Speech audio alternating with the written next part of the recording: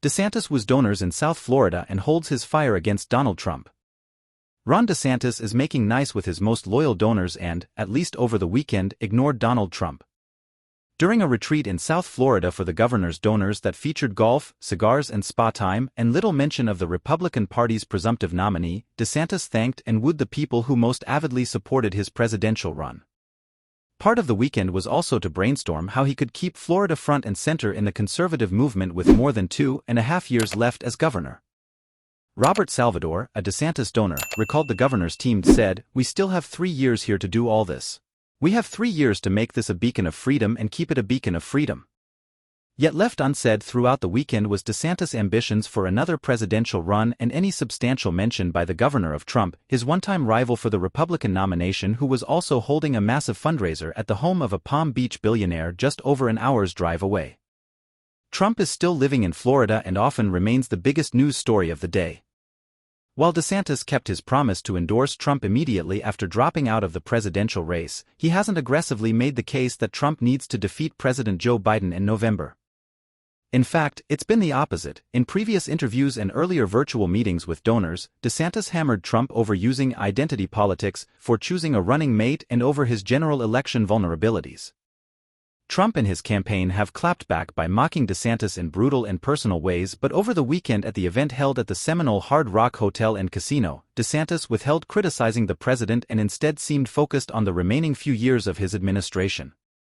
The Trump campaign declined to comment for this story, but the timing of the campaign irked some Republicans, who would like to see DeSantis embrace Trump more strongly as the former president tries to close a fundraising gap with Biden.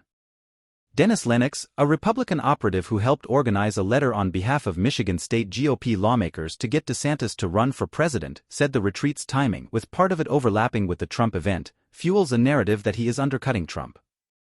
Another veteran GOP operative, granted anonymity to discuss the event without reprisal, said DeSantis' event was a bad look while Republicans up and down the ticket were working to beat Democrats, especially with a 6-week abortion ban DeSantis signed into law in Florida set to take effect in less than a month, one Democrats plan to try to use against the GOP.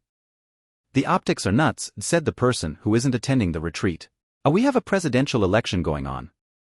DeSantis couldn't wait until after November? He's starting his campaign for president in the middle of a presidential campaign. Another tone-deaf move. DeSantis said in a recent press conference that he plans to help Republicans across the U.S. but hasn't specified any races. On Saturday, DeSantis told the audience that they'd be raising money for Republicans, including in the presidential race. Chip Roy, Republican Texas, who endorsed DeSantis for president, also spoke on a panel Saturday and said that they wanted Trump to beat Biden in November. The retreat, planned months ago, was ostensibly not about DeSantis running for president in 2028, though the governor said he hasn't ruled it out, and retreat attendees widely acknowledged they'd want to see the 45-year-old take another shot at the White House. Until then, they see an opening for him to lead conservatives as governor. A government. DeSantis can lead with ideas and with legislation from a state level, setting the course for other states and the rest of the country, Roy Bailey, who was one of 3 finance chairs for the DeSantis presidential campaign, said ahead of the retreat. In a speech to donors on Friday night, DeSantis once again hit on familiar themes, boasting about Florida's low taxes, freedom, and law and order, per numerous donors who attended. State officials held a panel on Florida policies, covering everything from school vouchers to voting laws. The Political Action Committee Fight Right, which sprouted late in the campaign and organized the retreat, set up breakout sessions with donors and ex-presidential campaign staff. Donors encouraged DeSantis to be more available to the press, something the governor has also expressed regret over. Supporters and critics alike have voiced plenty of opinions about what DeSantis did wrong during his short-lived presidential run, including pressing too many right-wing policies that would turn off voters, using inexperienced campaign staff, poor management of his funds, and a general inability to connect with voters.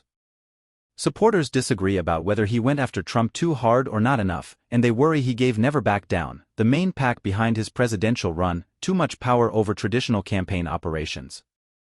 But despite the well-tread critiques of his campaign, DeSantis has returned to Florida and kept a busy schedule signing bills into law, traveling the state to tout his agenda and resuming day-to-day activities.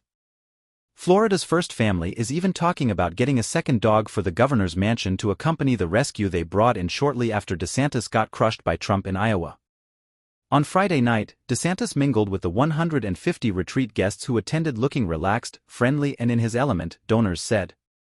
DeSantis has made overtures to donors since dropping out of the presidential race in January, after cultivating a reputation of failing to give them the show of appreciation and attention they usually get from politicians.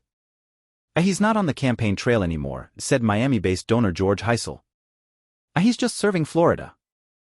So viewers, what do you want to say about Trump? Do comment, and for more update please subscribe our channel. Thanks for watching.